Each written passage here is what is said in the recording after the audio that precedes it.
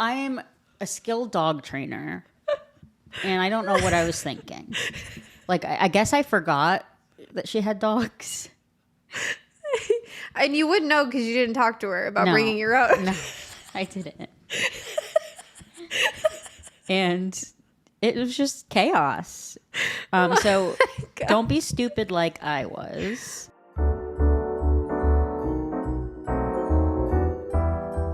Hi, guys. Jinx.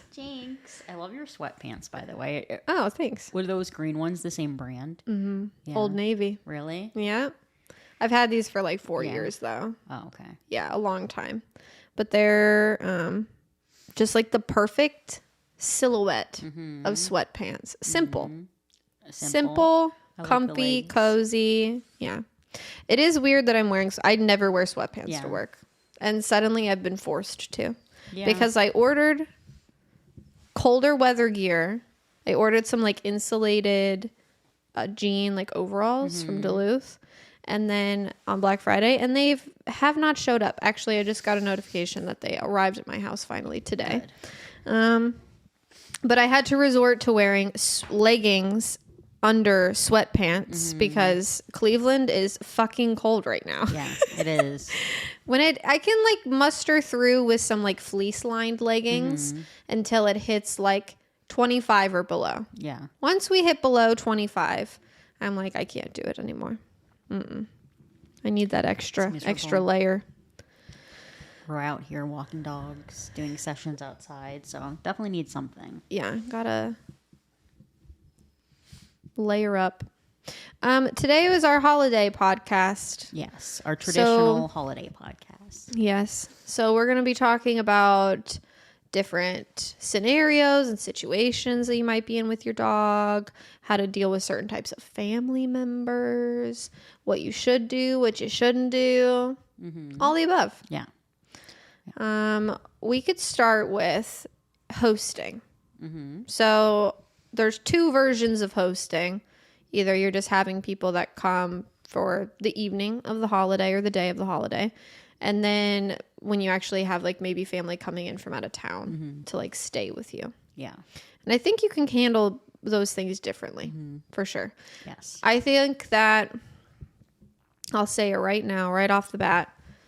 If you're just having people over for like the evening and for dinner, you have zero obligation to have your dog out.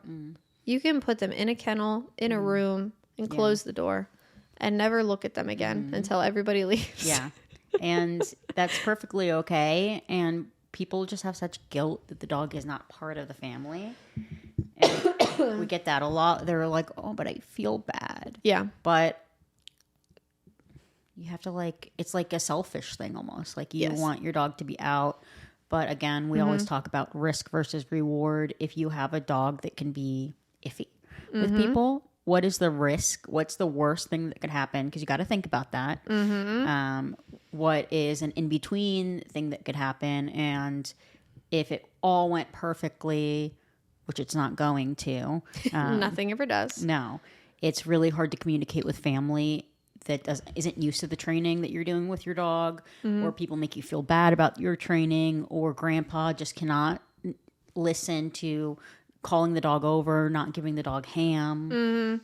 There's just so many variables. Yes. So many variables. You've got food.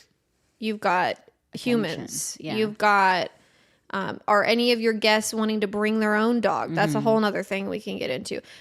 You have nobody should ever make you feel guilted or obligated into letting somebody else's dog into your home. I don't really do that. I don't let my friends bring their dogs inside of my house. Yeah. The only dog that will come in my house and stay in my house is like my mom's lab. And she and my dogs have grown up since they were babies together. But I don't just let strange dogs come in my house. So if I had like family members being like, oh, let's all bring our dogs over. That just sounds like my own personal hell, actually. It is. So no thanks. And you also, maybe you're the person who is okay with that. That's your own prerogative, but recognize that the potential chaos that can ensue from that. And then also, like, is that going to be something that your dog wants to tolerate the whole time? Are they going to be overstimulated and overwhelmed? Are you going to have to put them away? Are you going to be dealing with dog fights? Are you going to be dealing with them knocking over grandma? Is everybody going to be barking and jumping? It just sounds horrible, honestly. Yeah. And that like initial like greeting that people do with their dogs, they're like, okay, the first 10 minutes went great. The first hour went great. And then the dogs, you know, get into some shit and all of a sudden like it's really awkward and tense. Yeah. And people should enjoy their holidays without having to add into it what conflict that doesn't need to happen. Exactly. So don't feel bad. Like if you have family coming to stay with you, and they're like, oh, can we bring Fluffy? You can say no. You can be like, no, my dog's not really feeling that. Yeah. You know. Not really into it. And then that's their dog. They can be responsible for finding options, you know, of how to board their dog, have somebody else watch their dog, whatever. And again, if you're okay with it happening, that's fine. But then you have to be willing to take on, you know, the amount of like trouble and risk that could potentially come with that. It's not impossible. Like if you do have a really well temperament friendly dog, we're not saying like you can't ever have your dog out, but just recognize that it's most fair for your dog to have clearer guidelines and structure. And if we're hosting, we can be really distracted with everything going on, like being a host, that we can miss big opportunities that our dogs are trying to tell us that they're uncomfortable. Our guests are getting in the dog's space. If your dog does know a bed stay, you know, maybe your nieces and nephews are crawling all over the bed. Yeah. It's just like, I'd rather not even be in that situation where I don't have to be like, can you get your kids? Yes.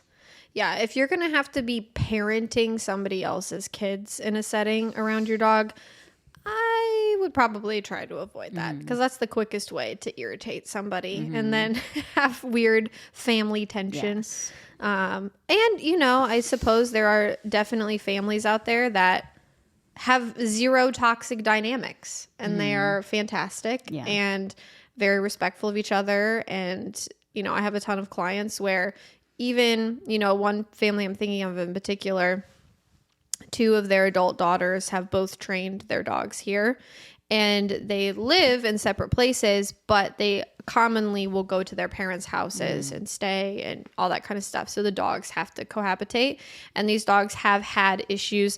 The first time that they introduced them, they didn't quite do it the best way. And that kind of set the tone, unfortunately, for a lot of the interactions after that. And so we talked about, for that situation specifically, them being able to take their dogs to their parents' house was kind of a non-negotiable. Like they had to be able to do it. So I talked to them about from, I think like the overnight sleeping to the waking up the next morning is when most issues are going to happen because the dogs can easily kind of forget the other dog is there. Yeah. So I remember one thing that I told them that would be helpful is that you don't ever want either dog surprised by the other one. So like if you have them sleeping in separate rooms or in kennels or whatever, that is ideal.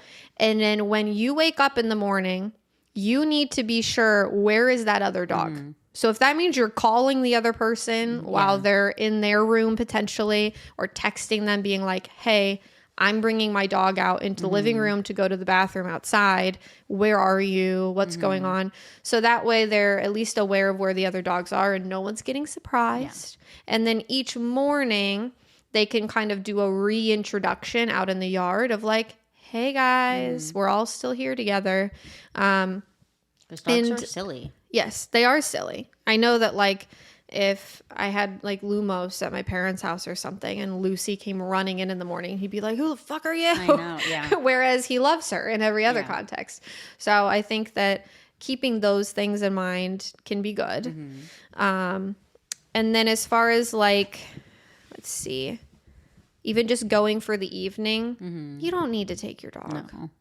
Like let your dog have some time alone at home. And if for some reason you can't and they're like barking or screaming and you're not in a position to do that, like starting to train right now for Yes. those kinds of things is really necessary. Like so you feel like you can go and enjoy your holiday. Mm-hmm. Those are important life skills. Yes. Your dog needs to be able to be left alone. Mm-hmm. Whether that's loose, if you trust them enough for that, crated, whatever. You should be able to leave your dog alone. Yeah. And go live your life and do things. So, yeah, you don't need to take your dog. They'll be fine without you. Recently, and I'll talk about this openly, but I recently made a huge mistake with bringing my dogs somewhere to my family's house. I was traveling to Pittsburgh and brought Sunday and one of my other dogs. And I don't know why I did this, but I just opened the door Oh, no. of her front door and let Sunday go running in. And immediately her little Chihuahua attacked Sunday. And Sunday's like, you like, I'm fighting back, and a scuffle ensued, and I'm trying to like hug my aunt and say hi to my uncle and then separate the scuffle, and it was just like on contact. You're like, we're here. Yeah. And my aunt didn't know the dogs were coming. Bridget. It was like a spur of the moment decision to bring them, and I really shouldn't. That was a really stupid decision. I shouldn't have done that. I told my uncle about it, but not my aunt. So the information wasn't relayed to her. And I thought, no, my uncle will tell her, that's fine. Gosh. He did not. So then after that initial fight was broken up, it was very minor. There was actually, it was just a slap fight. Yeah. It happened twice more. Oh my gosh. When I love how honest you're being right now. I'm We embarrassing listen myself. and we don't judge. Yeah. Okay. We listen and we don't judge. We were eating dinner, and I put Sunday in a crate because I brought a crate, thank God. And the crate has two sides. So there's like a side in the middle and then a door on the front. And she got out of the door and she's under the table. And I don't notice she's under the table. And my uncle's feeding him or her and my other dog like pieces of chicken. So another fight breaks out, and I was like, what the hell? And then all the men in the family are screaming, no! And it was just triggering. And then after that second fight, my aunt brought out a pet corrector, and she's like, will this help? And I was like, yes, it will. Because her dog has no training. And that's another good point, is that we can't expect other people to train their dogs. And if I'm a guest and somebody is home, it's my fault. You know, all of that was my fault. Yeah. I'm intruding on their space. Like, the dog was being a dick, but I could have handled that differently. In that instance, the rest of the weekend, Sunday was in a crate. She was never around that dog again. Yeah. I made sure that I ran her separately, and the use of the pet corrector really helped with my aunt's dog too. Yeah. So Bridget. I'm a skilled dog trainer. And I don't know what I was thinking. Like, I guess I forgot that she had dogs. And you wouldn't know because you didn't talk to her about No. bringing your own. No, I didn't. And it was just chaos. So don't be stupid like I was. Oh, man. You know what we should do? A good idea for a reel page is me and Bridget doing the we listen and we don't judge with stupid things we used to do with our dogs before we were dog trainers. Like taking my Chihuahua to the dog park and being like, Yes. Oh, we should do that for sure. That's a really good one. So that was you can judge me. I judged me. So when you do take your dog to other people's houses, make sure they're aware that the dog is coming. Maybe text them, call them when you're outside, being like, all right, I'm here. Ask before you bring the dog. Yeah. And if you tell the male counterpart in the relationship, don't trust that they're going to communicate that. That was my everybody. biggest, yeah. I was like, did you tell my aunt, what I told you? He was like, what? What'd you tell me? He didn't even remember. Yeah. He doesn't even think the dogs were there all weekend, actually. He has no idea. Yeah. So if you're going to bring your dog places, like if you're entering somebody's house, I would try to start in the backyard or an open, place, the house can be a little cramped, and if there is a fight, you don't want your things getting broken. So how I would have handled it differently if I had to do it over again would tell her coming, have her put her dog away, and then maybe walk Sunday through, put her in the backyard, grab the other dog, and have them meet outside with drag lines on. So I could have controlled that situation a lot better. Yeah. And I know better than what I did, you know. But sometimes you do stupid things. Yeah. And that's, I mean, that just goes to show that, like, I do stupid shit all the time too, where I'm like, why did I do that? Yeah. And that just goes to show that, like, if we make stupid decisions every once in a while, like, especially like the average person, you know what I mean? Who isn't used to living life in like a default setting of like dogs all the time. Yeah. It can be even more difficult. So, you know, keep that in mind when you're navigating holiday settings. It's okay to have boundaries. Like I have family traveling, and my family member's dog and my dog do not get along. And the risk is that the dog is bigger and he could kill my dog. And they have gotten into fights.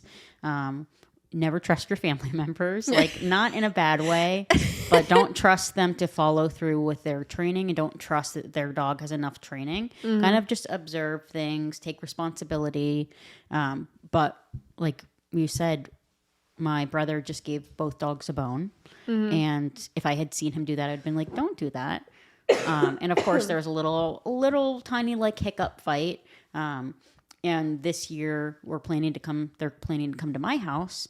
And I said, Odie cannot stay at my house.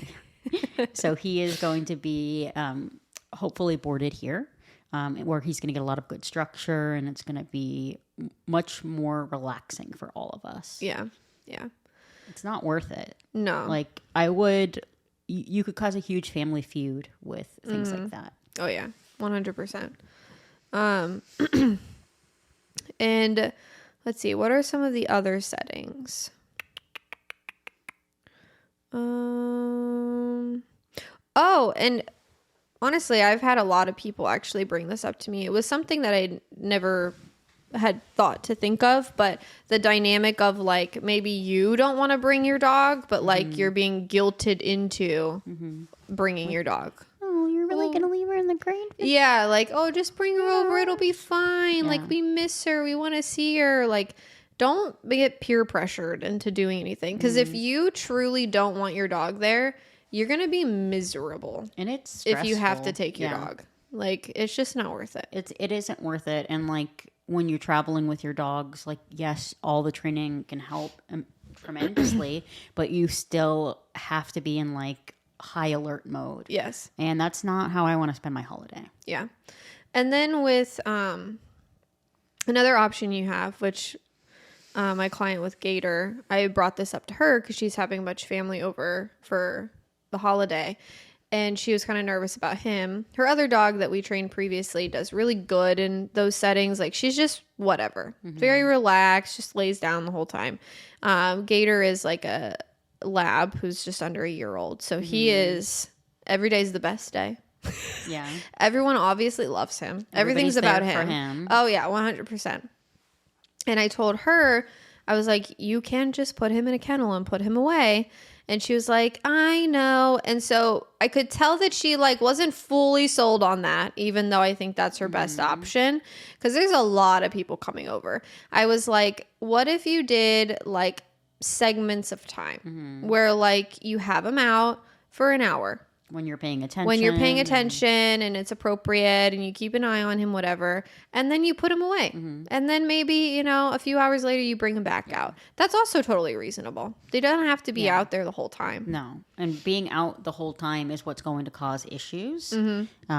And you're absolutely right. Like, that's a great way to handle it, is like make sure that when you have them out, you can focus and you're not like baking or cooking. Yeah. Your back's turned. You ask Uncle Joe to watch the dogs. Yeah. Yeah. So just make sure, like, if you do want to do that, if you are going to do that, that you're doing it effectively. Yeah. And, you know, there are some times where, like, say you're having a small family gathering and you specifically have a dog that does have behavioral issues. Like, maybe they're fearful, whatever, reactive. And you're like, okay, I actually want to try muzzling my dog, having them on a bed stay when I have like my parents and my one sibling, come over or whatever. I don't see anything wrong with doing that. But the caveat is that you have to know that your family members or whoever you're having at the house are going to listen to you. If you're going to work on behavioral issues with your dogs, you can't be also dealing with people that are unpredictable in how they're going to behave towards the dog, and they have to respect your boundaries with it.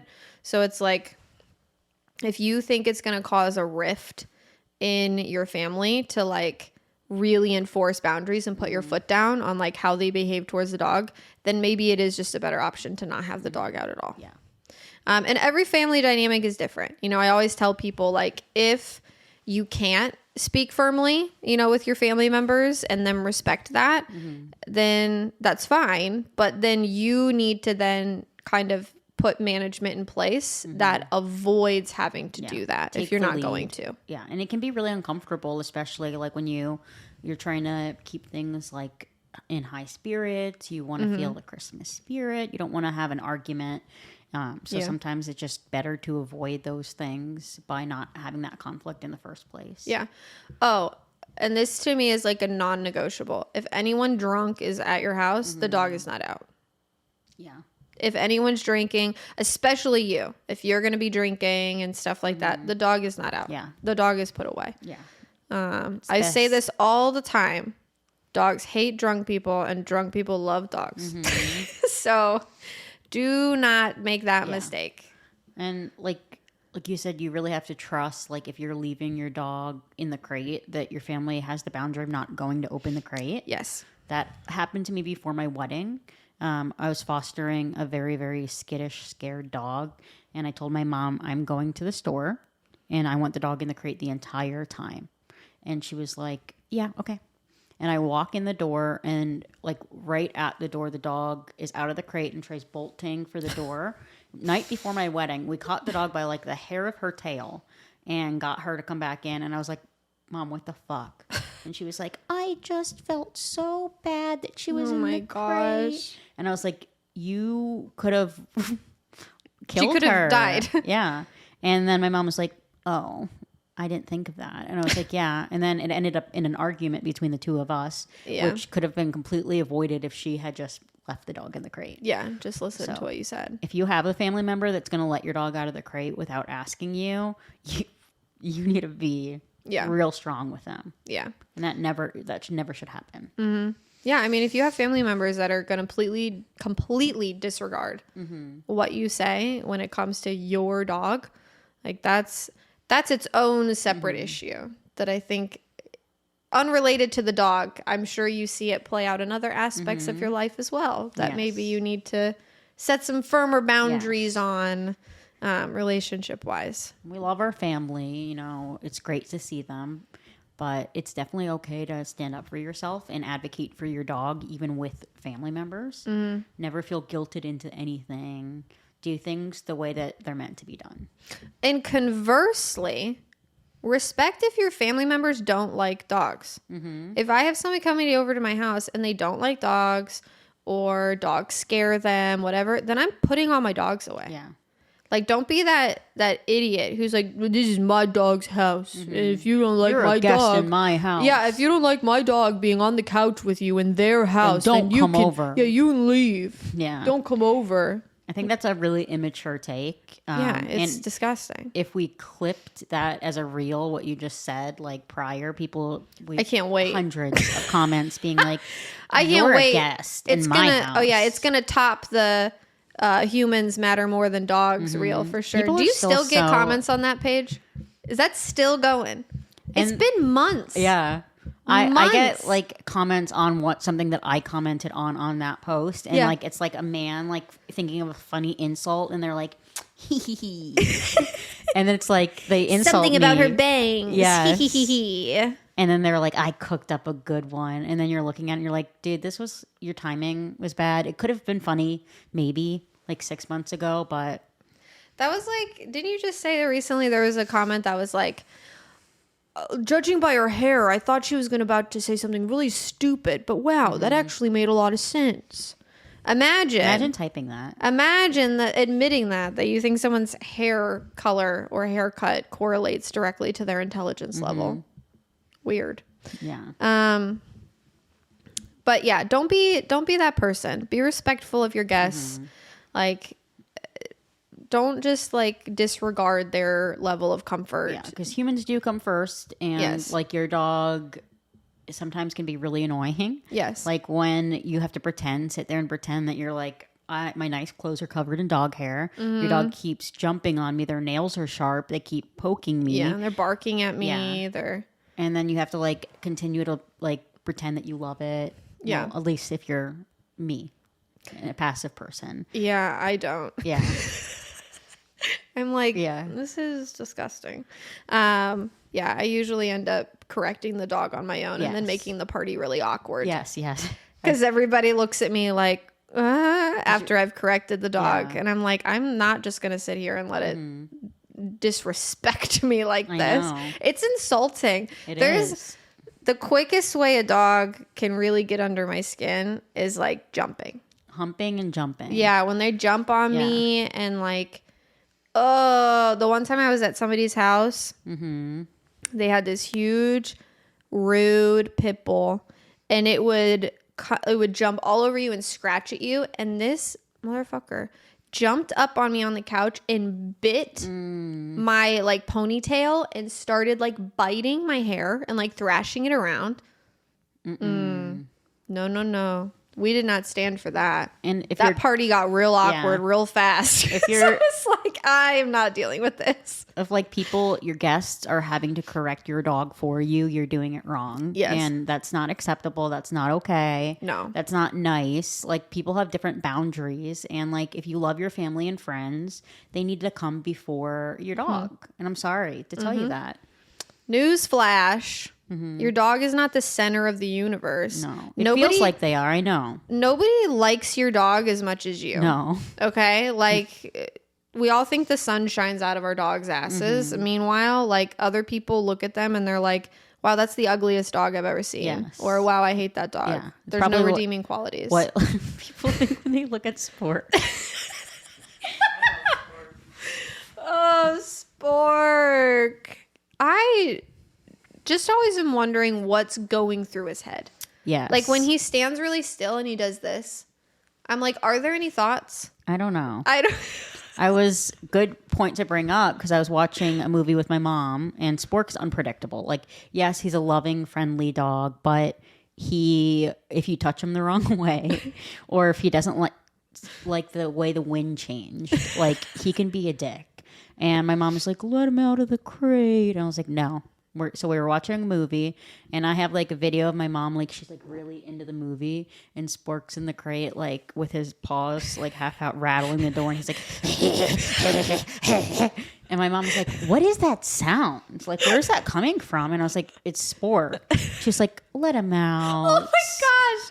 So we corrected that behavior, and Spork was like, oh. He was being tormented by his demons. Yes. And he does this thing when we have people over that he has to have an e-collar on in the crate overnight because he does like a smoke detector bark. Like as often as a smoke detector would beep, it's like, yip.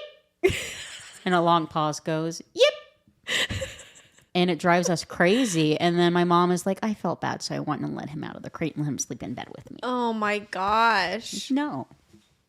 Your patience. God bless you. God bless you. Oh, man. What are some other aspects? Oh, we were going to talk about like holiday events. Mm-hmm. Oh, yeah. Yeah. Taking your dog to Christmas lights or going to a festival around the holidays. Being like, what better could I do than take my dog with me? Yeah. And, you know, spoiler alert, you don't gotta. They don't gotta go.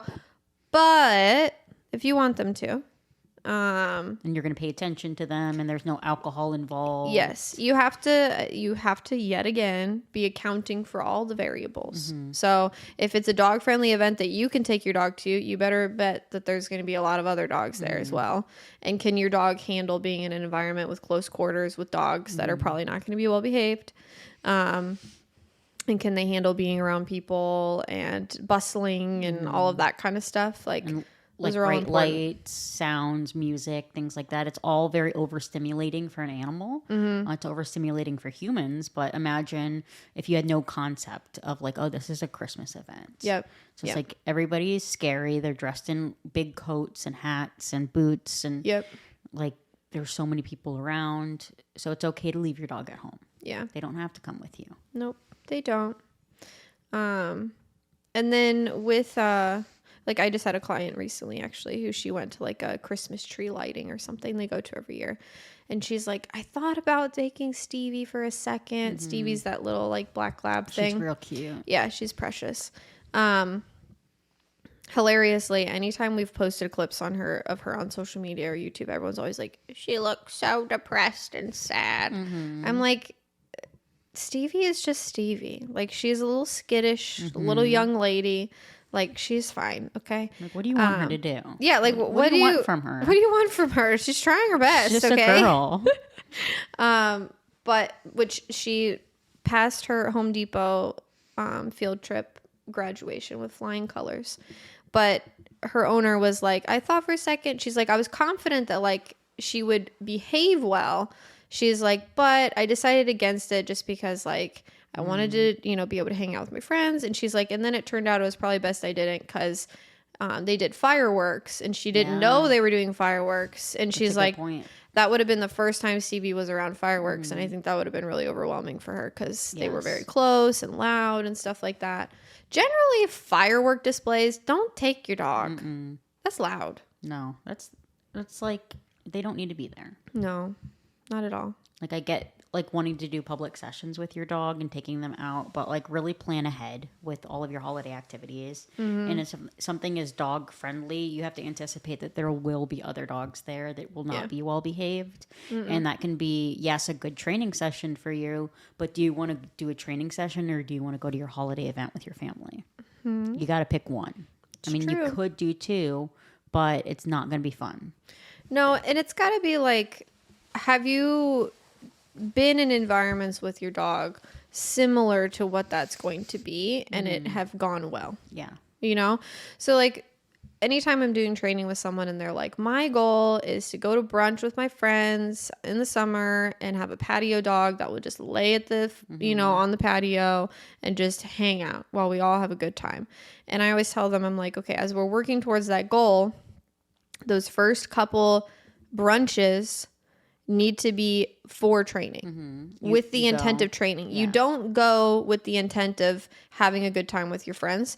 You go with the intent of, I'm recreating an environment that I want to be able to ignore my dog in the future. But to be able to get to that point, I need to be attentive and focused on them to help them navigate it so that I can curate the behaviors that I want. Yeah. So it's like if you want to take your dog to, you know, the Christmas tree lighting or fun little festive event, okay, how many field trips have you done with your dog recently? How many settings have you put them in that are akin to that they've done really well in, that you've been able to practice? And if you can check that off the list and say, yeah, we've done this, this, this, this, and this, and it was perfect, then cool. You can probably go and just have them there and it's no big deal. But if not, and this is like the first big outing, maybe, you know, the Christmas tree lighting with all of your extended family and your in-laws from out of state is not the time to take your dog out. Yeah. And we'll always get like another comment I can just see is like people being like, you're overreacting to all of this. Like I've had 5 dogs in my lifetime. I've always had them around Christmas. If it's working for you, great. You know, but this podcast isn't for you. No, it's not. It's for the people that we constantly read about in the papers being like, holy shit, my dog just mauled my niece. And we never saw it coming. Oh no. Yeah. Okay, maybe it was probably a family get together and you guys were like, oh, the dogs will be fine. And then you step out of the room for 5 minutes and something happens. Yeah. Like, to sit there and leave your little comments of like, my, and me, and I this. Okay, then this isn't for you. This is for everybody else in the world who very clearly isn't responsible with their dogs.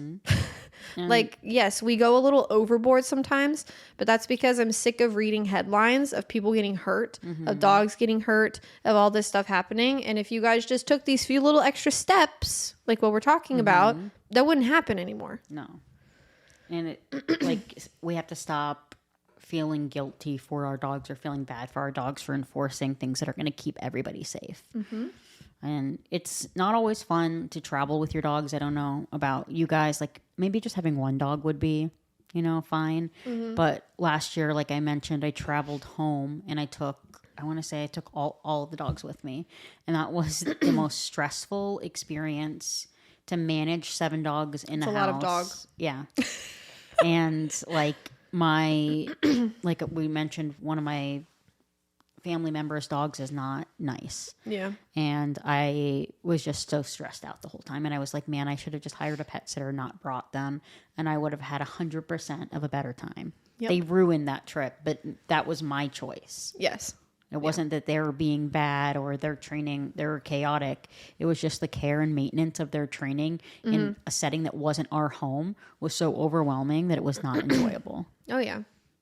Well, and you're a guest there, you know, so like you couldn't follow your own routines. Like in your own home, you had to adapt to other people's, which is just a whole nother ball of, you know, anxiety there. And we would my family watches movies every year for Christmas, and like we'd be distracted, and I would just have the dogs away. And I felt a lot of guilt that they were in their crate so much, but ultimately I'm glad that I did that. Yeah. Because it kept everybody safe, and we did walking, and before the guests come over, you can take your dog on a walk, go play fetch, do something that you're like, okay, I've done something with you today. Yep. So. Yep. Well, that was like, I mean, with a good example is like there was a period of time a couple weeks ago where, unfortunately for like 2 days straight, we had to be gone all day. Just emergency situations. And so we were able to come home and let the dogs out, you know, to feed them and go to the bathroom in intervals. But otherwise we had to be gone. And so, you know, having like Snoop, him being a Chihuahua, like it's not going to kill him a couple days, you know, where he doesn't have a ton of physical exercise. But like Lumos was like going psychotic. So there was one evening in between those 2 days where like, I mean, we got home at 2:30 in the morning, exhausted from, you know, everything that was going on that day. And I literally took him on a walk around our neighborhood and played with him outside with his ball. And I was like, this is my responsibility. You know what I mean? Like I have to finagle how to work this into my schedule. But, you know, I think a lot of times, and I knew that was the most responsible thing to do with him, because I could have been like, oh, I feel bad crating him this much. Let me just leave him loose in the house. Yeah. Make it easier on me so that I don't have to go out of my way to do exercise with him later. I'll just leave him loose in the house and that'll be fine. And I think a lot of owners fall into that trap where instead of looking at your day and being like, okay, my dog is going to be crated for this long. That means I need to make sure that I'm giving them ample exercise and stuff like that outside of it. They want to take the easy way out and be like, instead of keeping safety in mind in crating the dog, let me just leave them loose so then I feel less bad about it. And I'm not obligated to, you know, take them out and do something with them later. And like we listen and we don't judge I literally went through that recently. Like Spork is crated throughout the day, and then I would feel bad that I would come home at like 8 p.m. at night and it's freezing. For a small dog, it's really hard to walk. So I would be like, I'm just going to open the crate and let him, you know, spork around all night. When I tell you that my house was disheveled, like it's not that he gets into things, is that he marks. He goes and marks on things. That's even worse. Yes. And he's a little shit. And then he finds something to resource guard. Like it can be... From his own foot. Yes. Yeah. Like something. And then at night, he's just like... and he's lost that privilege. Yeah. So what we've been doing he's crated all day because it's the safest thing for him. We come home and I'll do like a 45-minute treadmill session and make him run on the treadmill. And then feeding enrichment, we are always doing like new feeding enrichment. Yep. Whether that's a cardboard box, which he's scared of, by the way, or a puzzle toy, just extending his feeding time. And then when it's time to go to bed, I feel so much less guilt about saying, okay, you got to go back in your crate for the night. Yep. No, and that's important. We have to make sure that when we're taking on these dogs, that we're fully accepting that means like always trying to prioritize what's best for them in the long run and managing our days accordingly. And so if that means that you don't have a dog that you can leave out all day, then you have to plan outside of that.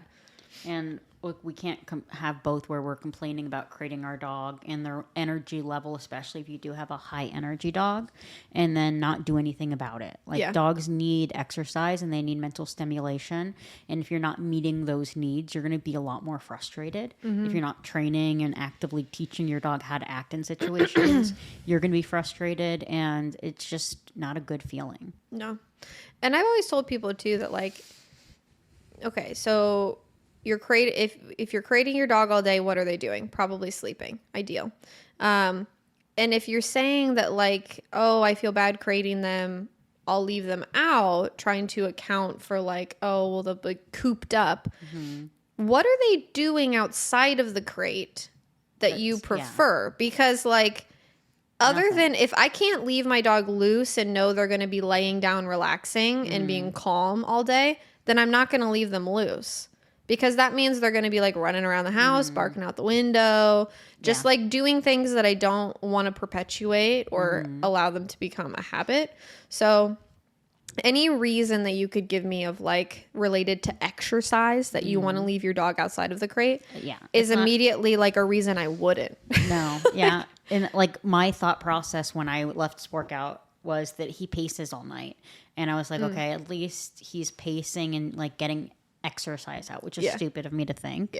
But I don't want him engaging in pacing behavior because it drives me insane.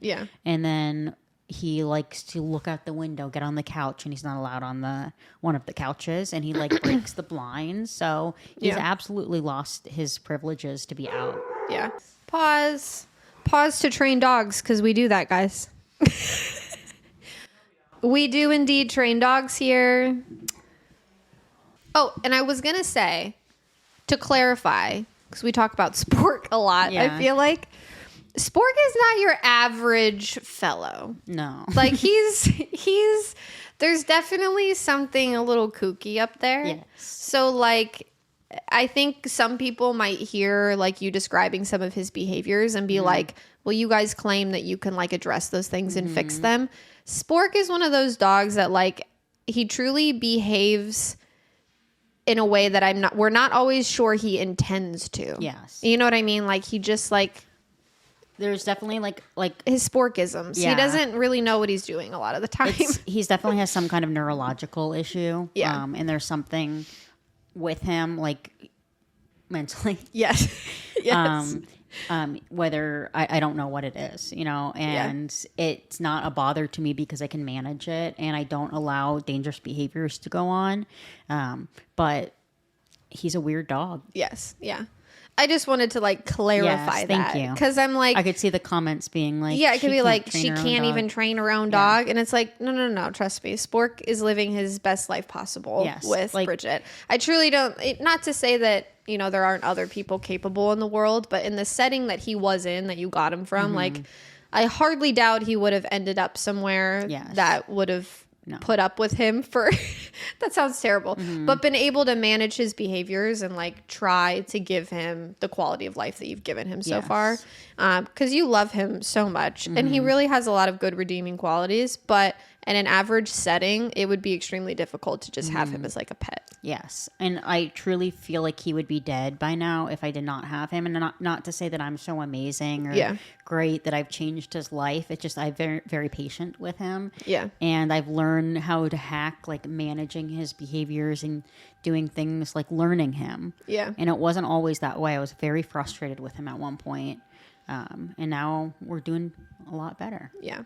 I think you almost had to accept that you're like, His brain does not work the way No. that like a normal dog's brain works. And no, he's like very odd. Like I remember sending you that video of when I gave him the Kong wobbler and I was not even in the room. And Yes.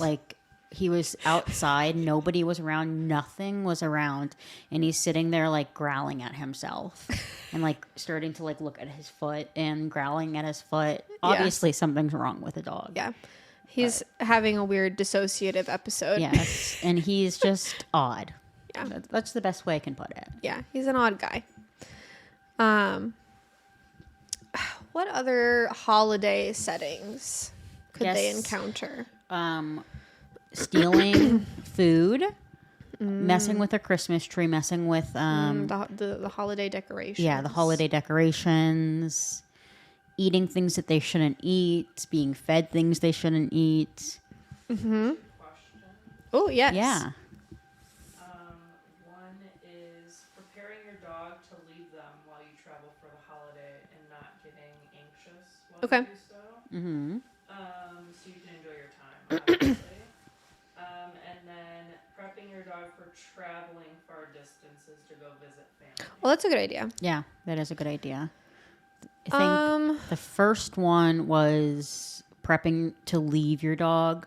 My best advice is to get a good pet sitter and somebody that you can trust watching your dog. And it's going to be expensive, but it's so worth it. Like we started doing overnights with our pet sitter where she sleeps at the house, and it's very, very expensive, but I have such peace of mind. It's absolutely worth it. Yeah. And if you do like boarding, Yes. at a facility, like that can be a really good option if it's somewhere that you trust and you're comfortable with.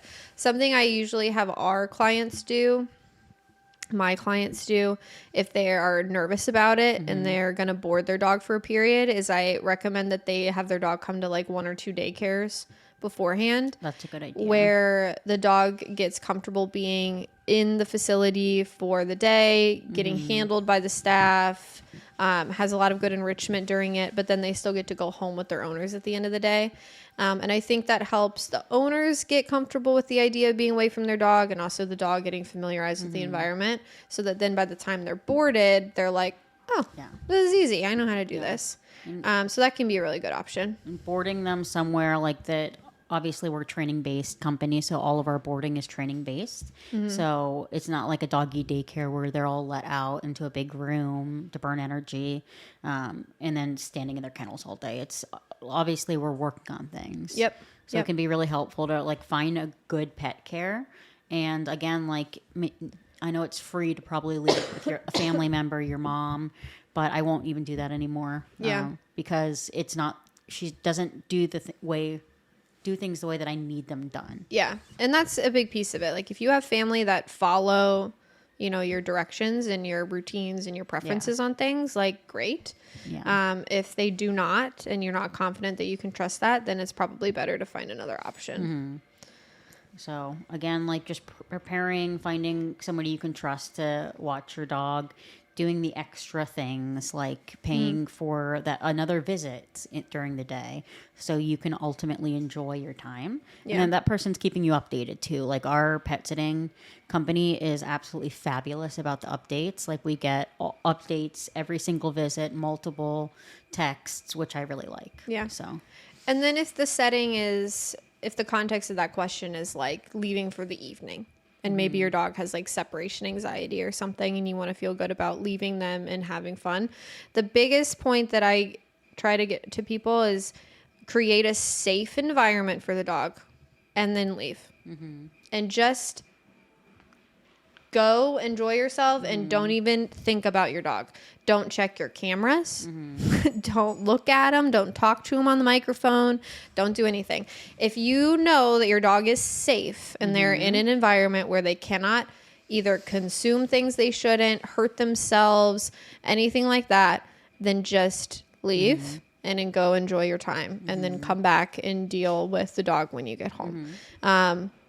And so safe to me means generally a crate that is inescapable and they can't harm themselves on it if they were to try to, you know, get out of it or anything. yeah.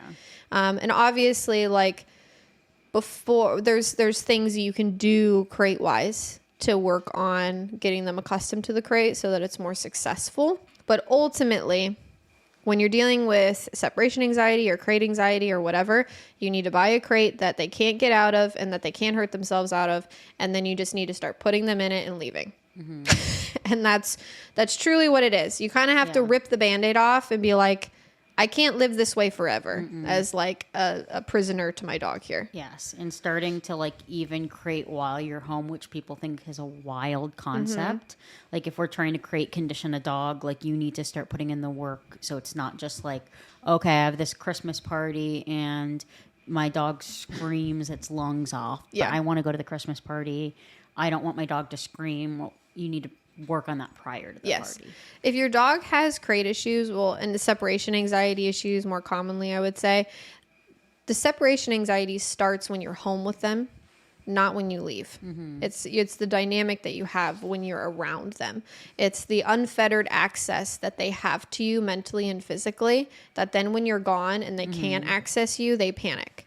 So you need to start putting boundaries in place, whether it's crating them or doing bed stays or even tethering them with a leash to furniture or some type of tie back, where just because you are there, that doesn't mean you're accessible to them any time they want to. And that can really start conditioning that in a little bit better. The car trips. So I would say I transport my dogs in crates. I think that is the best way to do it. And there's generally a crate. If you look up the make and model of your car, you can find a crate that will fit in your car. But that is my favorite way, is like that's safety. ideal. My number one option is a crate. I found that a lot of people that struggle with like actual true car sickness, not just anxiety, but like car sickness, have a lot of good luck with the crate because they're not seeing all of the like movement. And even if they do throw up, it's in a crate. It's not all over your car. So that's what I prefer generally. The next option down, I would do like a harness system that belts into like a seatbelt. You want your dog contained or restrained somehow. Contained or restrained. That we don't need a projectile happening here. That's extremely dangerous for you and of course for the dog. No dogs riding up front. No. So if your seat. dog is not in the crate and you've got them in the back, they should not be in the front at all. So if they're in the back seat or anything like that, very clear boundaries you can put in place are no feet on the console and no feet on the doors. And if you correct for those things, should solve a lot of your issues. Rather than like having to spend the whole car drive like shoving your dog back over and over again. And then you're not getting your point across. Like, I'm going to pick one specific thing. You try to get up front, you're breathing in my ear because your paws are on the center console. I would give a correction and then be like, that behavior's not allowed. No, you could just lay down, too.